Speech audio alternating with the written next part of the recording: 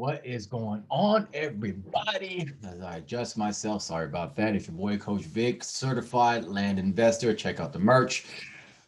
Today, I am tired as hell. So, before I get into this, as always, whether you're watching live or the replay, let me know if you can hear me. Let me know if you can see me okay. Let me know if everything's coming in good. Other than that, I'm going to get started because after I'm done with you guys, I'm going to take a nap. I'm hella tired. I was hooping last night. I haven't hooped this competitively in at least 7 years. And, I'm about to be 40. I'm playing with a bunch of 20-year-olds. And while my body feels okay, it's not as always easy for me to wind down, get to bed, get the rest I need to recover. So since I couldn't sleep last night, I was kind of amped up for a while. I'm going to take a nap after this. So, yeah. Anyways, enough about that. Today, I'm excited to talk about this. I want to talk about one of the most important skills that you're going to need as a land investor. Now, the thing is, a lot of people don't understand the importance of what I'm about to talk about. And in my personal opinion, this is one of the things that causes a lot of people to fail. A lot of the newbies starting out, this is why they don't get any deals early on. So basically, they can't acquire any property. And then those who do acquire property, this is why they can't sell any property. Okay. So what I'm talking about is the magic word empathy. That's right, empathy. It's not some secret technique. It's not some weird mind trick or anything like that. It's really having empathy for the people you're dealing with. Now you may like, well, yeah, of course, that sounds kind of obvious, but you would be amazed how common sense isn't so common because people think empathy is just kind of being nice to them when they're sad or, oh, poor baby. That's not really empathy. I don't know what to call that. Maybe it's just pity. But what I'm talking about is empathy, really understanding where the other person is coming from, being of great support to them, and helping them understand what they need to do for to make whatever is going on happen in the best way possible. Right? Sometimes the deal that you may think is great is not actually great for that person. It's actually a bad idea for them. And being empathetic will keep you from doing things that are less than ideal when you're dealing with other people. If you believe in karma, this is a good way to make sure you avoid bad karma and only put out good karma in the world. If you believe, not even believe, but in general in business, when you treat people right, people will treat you right. And that's how you can get a lot of referrals. That's how you can just basically sleep at night and not have to worry about anything. That's how, if a mistake happens in whatever you're doing, you're not going to be, I don't know, punished for the most part. Now, of course, there's some people out there who are looking to be dirty and manipulative and all that who you may run across. But in my personal experience, the more I'm empathetic to the people I deal with, the less likely I run into those folks. Also, the less likely people, there's mistakes that can happen where I can be taken advantage of. Now, here's the thing. I'm gonna give you a story that really demonstrates this point. Last year, when I was really getting back into this, I was in a new area that I was investing in for the first time, and I did my texting campaign. And when I did that, I came across an older gentleman who had a couple of lots that he wanted to sell. This gentleman was basically speaking on his and his sister's behalf, and at the time, I didn't know that. So he's like, "Look, I got these 6 lots. I will sell to you for, I think it was like 22 something." I was like, "Oh, wow, that sounds pretty damn good." At the time, I didn't have the money to pay for all six. So I was like, "All right, well, what can I do?" At first, I thought I was going to pass on it. Like, yeah, I just can't afford it. But that was stupid. And I had to learn to be empathetic with myself and like, hey, man, just because times are tough doesn't mean you should give up on an opportunity that seems um, somewhat out of reach. So, a little side tip. But in general, I was talking to him and he was ready to sell. And he's like, look, I have two and my sister has four. So if you, give us this rate that I'm looking for, we can do the deal. And the reason why he said that is because I'm like, well, the way I operate is I pay up front, which I do. I give you your money quickly. I simplify the paperwork process. You got to get one thing notarized, and it's pretty simple to read through. Obviously, here's my phone number. So if you have any questions, you can call me up and we can discuss that. You don't got to pull up any deeds. You don't got to do anything. I will take care of all the work because I understand this is not easy. You have a life of your own, and you do not want to be bogged down by these details that you don't necessarily understand that well because this is not what you do. I understand most people don't understand real estate at that level, and I'm not going to force them to do something that I can do myself and do it faster. Now, because I was so upfront with him and so willing to put on, shoulder a lot of the burden, he opened up to me and let me know. That's when he told me, okay, I have 6 lots, but 4 of my sisters, and it might be a little more difficult for you to sell or for her to sell to you. I'm like, great. Well, I'll take your 2 lots for sure. Let me get that going. This is what I'm gonna do for you, and here's how this works. And we facilitated that deal, and that was great. But when it's time to talk to the sister, it's a little bit different. You see, the sister had some sentimental value in the 4 lots that she owned, because 2 of those lots owned to her, now deceased parents. The brother and the sister, they're elderly themselves, maybe not super old, maybe in their late 60s or so. So I had to understand there's a lifetime of memories with these lots because they would actually go and visit during the summers, during their like a young adulthood and teenage years, if I'm not mistaken. Go to the lake, swim, all the things that you would expect during a summer vacation. Um, Basically these days too. And when the parents passed, like, hey, here are the lots, take care of these and this and that. But at the same time, people know real estate is inherently valuable. So she's like, all right, well, I do want to sell, but uh, should I get more for it? Do I get less? Well, like, oh, I don't know. I don't know. The paperwork was done right to pass the lots on to my name. And I've been paying the taxes for so long and I want to get more, but I don't think anybody's buying in this area. And she was going back and forth, back and forth.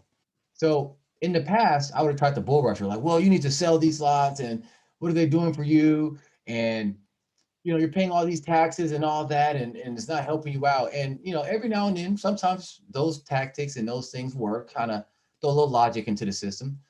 But what I had to do was take a beat and ask a couple questions with some empathy. I'm like, well, what are you doing with the lots now? And obviously she's not doing much with them. I'm like, well, there anybody else in your family that may want the lots? And she's like, well, I tried to give them to my kids, but they had no interest in them. And I'm like, well, if you do keep the lots and you don't sell to me, what happens next? And going back and forth, I asked a few more questions. I probably have that conversation recorded somewhere on one of my old phones. I should dig that up. But after a 15-minute conversation of me just asking questions, and they weren't loaded questions, I wasn't trying to trap her or just really try to understand where she was coming from and help her make the best decision for her. Because look, I didn't necessarily have the money to buy those lots anyway, so I wasn't hungry and gung ho to get those lots. I had to be very careful, and I wanted to make sure again that she was doing something that she wanted to do, and any fear or apprehension was dealt with so she could make the best decision possible. So again, after 15 minutes, she's like, you know what? Let's just do the lots. You've been really nice to me. You've been really sweet. I'm like, thank you. And we got the deal done.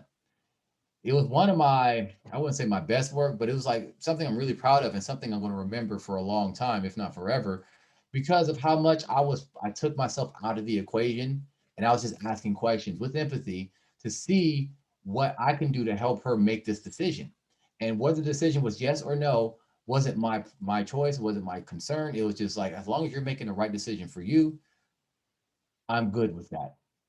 And because of that, I needed to get some help for paperwork and things like that for her parents.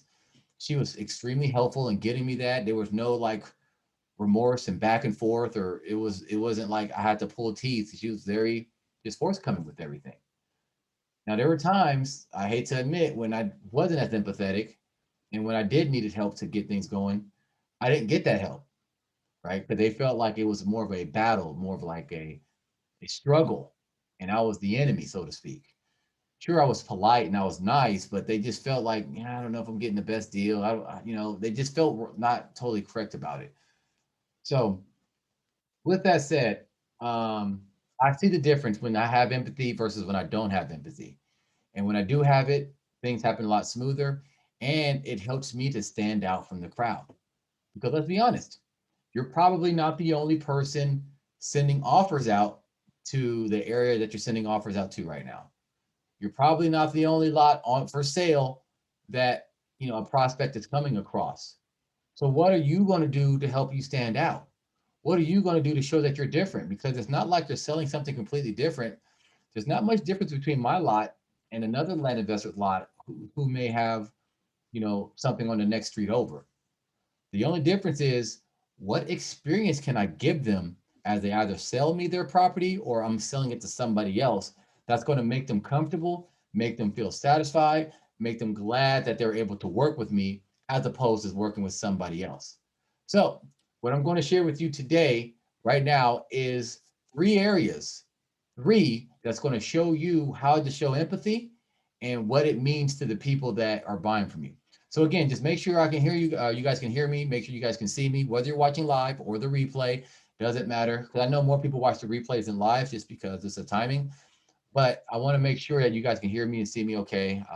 Let me see if I can check. And I cannot check. Okay, great. I have no idea what's going on. All right.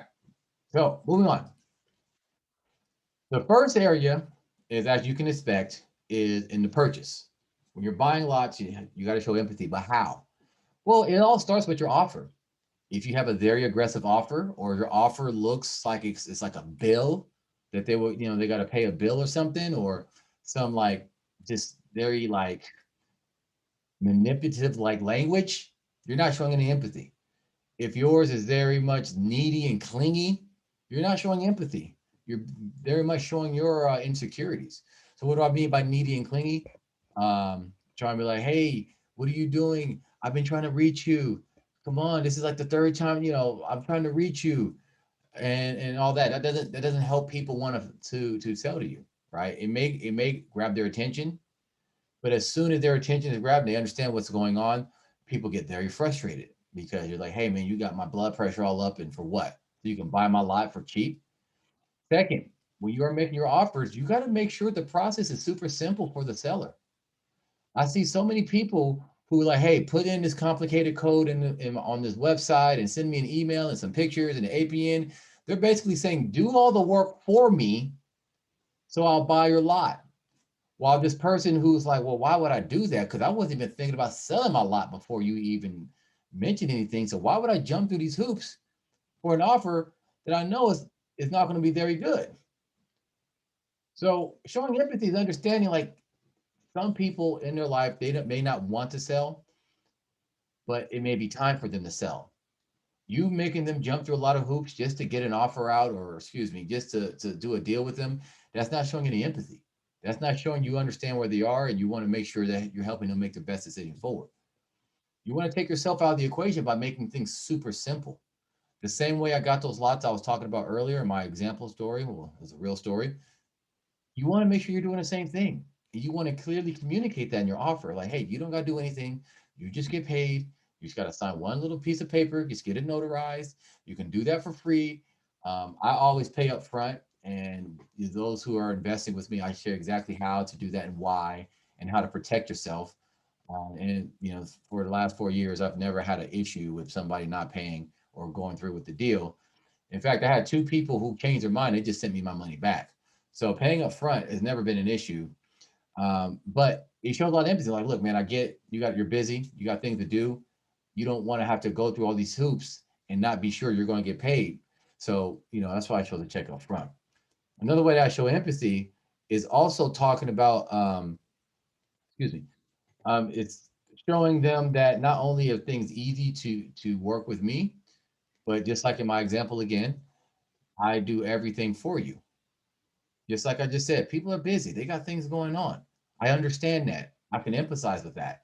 I don't want them to feel burdened to get rid of this property. I want them to feel like this is a great decision and it's super fast and easy. I want them to feel like, you know, damn, I wish I would have found this guy earlier. That's what I want them to feel like. I don't want them to feel like, oh man, this is drag. This is pulling teeth. I don't know if I want to do this anymore.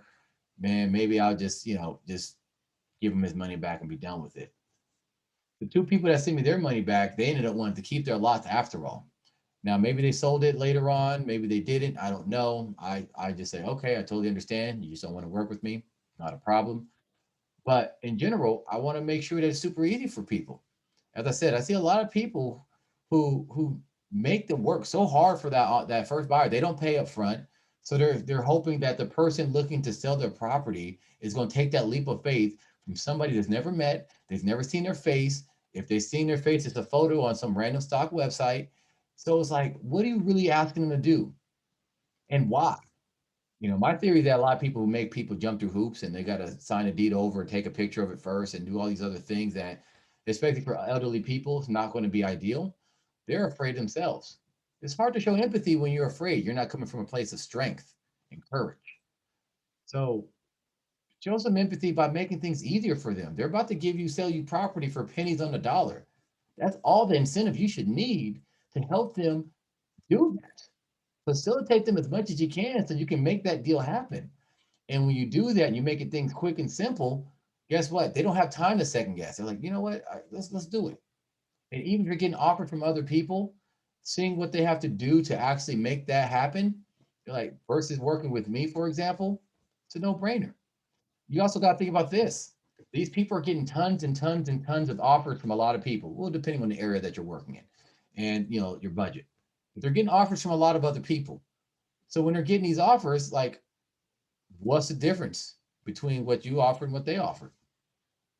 You know, some people like to, put a high dollar amount. Some people put nothing on there, like, hey, just call me, we can figure something out. There's a different ways to approach this. But what I found is that when you're telling people, hey, I understand you may want to buy, sell your land. This is what I can offer you around this range. And this is how the process goes. And, this is how you're protected in the deal. Once people see that, it's easier for them to want to call me versus other people. Also, again, I don't use manipulative language. I also don't use these complicated like offer forms that try to make it look like a legal contract because it's not legal in any way. People feel more comfortable. They have to call me on the phone. Now they hear my actual voice.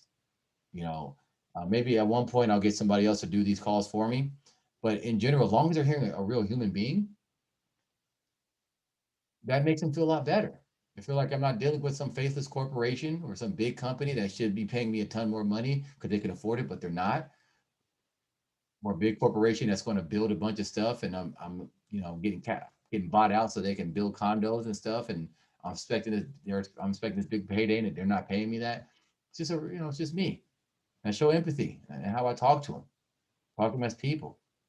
So that's the first way I wanted to talk about showing empathy. So far, you guys find this okay? This good? You guys understanding where I'm coming from?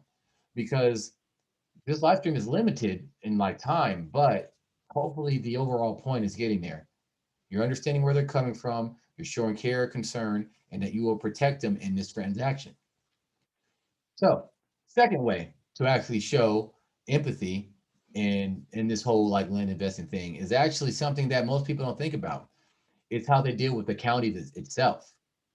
The county, you're going to talk to a lot of folks as you do your due diligence, as you're trying to figure out how is the best way to record the deed. If you're finding a new area, what different things do they need for them for a deed to get recorded, all that.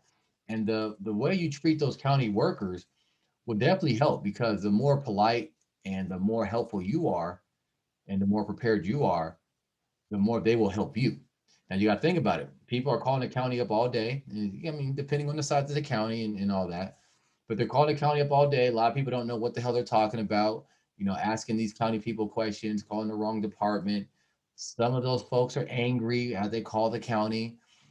Something happened, or they, hey, why is my property appraised for this? Like, you'll get that a lot in Texas, for example, because they may not have, in Texas may not have income tax, but they definitely have a lot of property tax.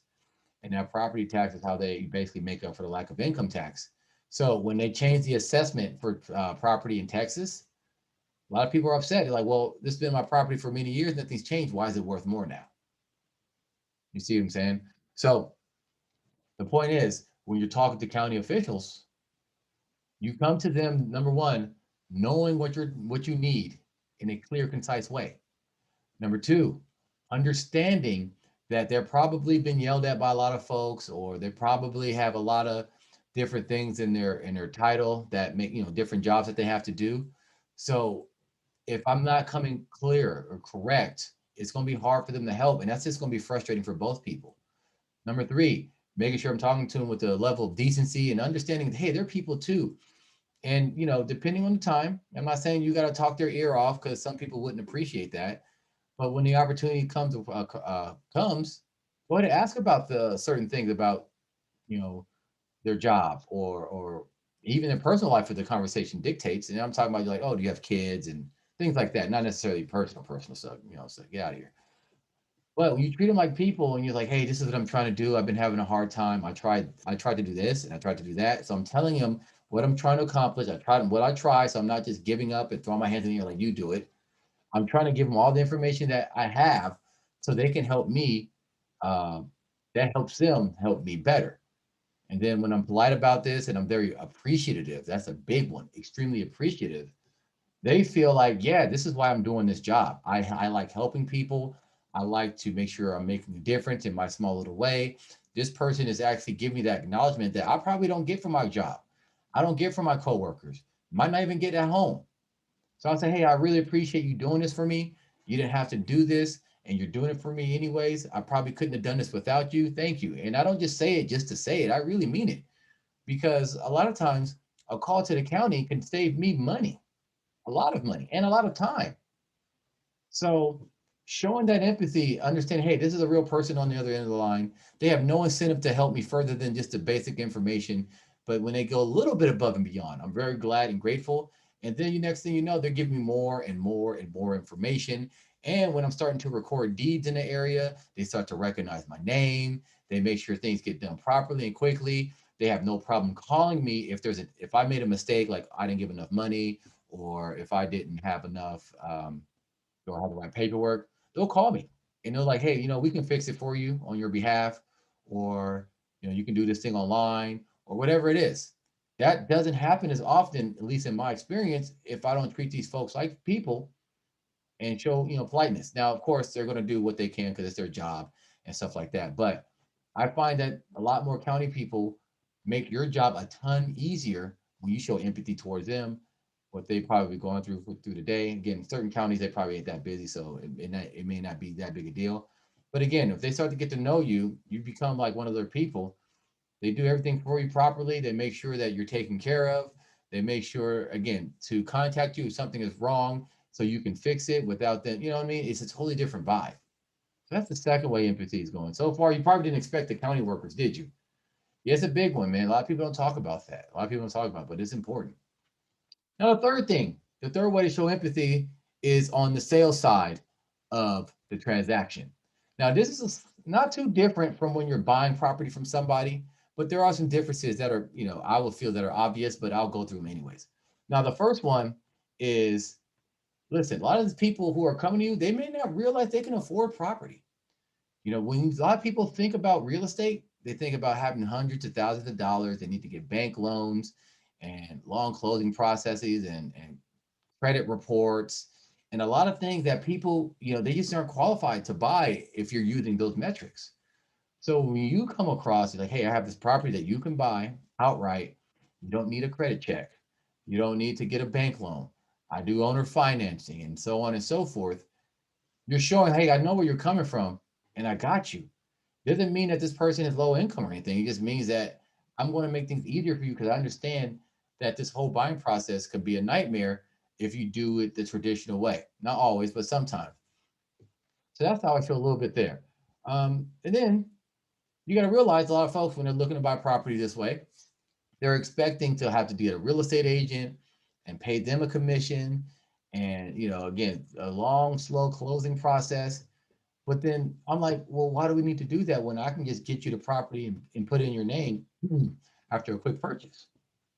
And when they do that, they're like, oh, I didn't know. I'm like, yeah, because I understand you got stuff going on. You don't have time to be sitting here waiting, hoping everything is going all right. Who knows how quickly you need to actually use a property? Why should I slow that up for you when I can just get you going ASAP? But understanding that even though I can help them go quickly, still having a real estate agent makes them feel more comfortable because like, well, they can take care of the scary, hairy details. The way I show empathy is not only do I handle things quickly without the real estate agent, but I explain every step of the process and why it's needed. I let them know, like, look, if you want to verify any information I'm telling you, Here's where you can do it. And it's not just a website or something. You can actually call this person, call this department, call whatever, and they will show you what I'm talking about. So you don't have to believe me. You can do your own research. Because I get it. You just want to make sure you're not getting taken advantage of, or you're not getting fed wrong information. So when I showed that, that helps a lot of people who are kind of ready to buy, but they're a little bit nervous about it. It kind of gets them all the way committed. The next way I show empathy is I help them understand that they do have the power and ability to follow through with their plans. Now, obviously, I can't really coach them through everything the way I coach people in my group, but when I'm like, hey, man, I know you're looking to build this house or this cabin or this tiny house or use it for whatever they're going to use the property for, I add a little information or some phrases and whatnot to kind of help them understand like they can do this. They can follow through. Even if they never follow through with anything else in their life, they can follow through with this because I'm going to make this process simple for them. I might even help them depending on the area and what's going on and the amount of money being paid of how to do the things that they're looking to do with the property. So if they're looking to build a house, for example, I'm like, got it. Here are the forms you're going to need to fill out to get your permits. Here's where you can find a contractor in your area, things like that. I'm also looking into, I haven't done this yet. I keep meaning to do this, but I've been, so busy with this, the traditional model. It's like, okay, you're looking to have something off grid. Well, I actually know of a great place online to get some really good solar panels and a battery setup. Here's a link. Check it out. Now, that link may be an affiliate link, but it won't be a link of something I don't like or some product I haven't verified or at least, done some sort of research to feel confident suggesting that. But it helps them because it's like, okay, that's one less thing to worry about. This guy's helped me so much buy the property. Now he's showing me where I can get, things I'm going to need for my setup. This is great, right? He understanding where I'm coming from. He understanding this is a big endeavor, a big task, and he's helping me in that task. That's how you build loyalty. That's how you build referrals, showing people, hey, man, it's not that hard. The hard parts I can take care of for you. You can just worry about the fun part, just enjoying the property or what have you. All right, the next thing I use to show a little empathy to those folks is I everybody wants to make sure they're not getting ripped off, right? They want to make sure, look, they're buying property off the internet essentially. I'm never going to meet with these people face to face. They may never ever see my face in person, just the same way, when people are selling their property to me, they're not going to see me face to face or anything like that. We're never going to shake hands. A lot of people aren't used to doing business like that. So how do you help put that empathy and show like, look, I know where you're coming from. I got your back. So I show people, well, this is my process of selling and how easy it is for you. This is how you protect yourself with this written agreement that we have. And you can see the terms are clearly laid out in plain language that is not confusing. I use regular English, not lawyer jargon or anything like that, because I have no reason to hide any information or to misrepresent anything. This is also how I can show them, hey, this is how I do my title research, just so you can see the title is clean. And if I'm selling a warranty deed, this is how I have the confidence to sell to you in the warranty deed. Or if I have a special warranty deed, like, hey, because of how I acquired this property, I can only guarantee about what was going on while I had it, but special warranty deed for you. So things like that. That's how you show because again, people are buying off the internet. They're not used to buying property there. They're so used to buying stuff from Amazon and things like that. But like for whatever reason, making that leap to buying property is tough. Even though they're totally able to go see the property, check it out, get to know the area and all that, they just feel weird about paying money to someone they haven't met in person and thinking that, hey, what's going on? I don't know if I'm actually going to get what I'm paying for.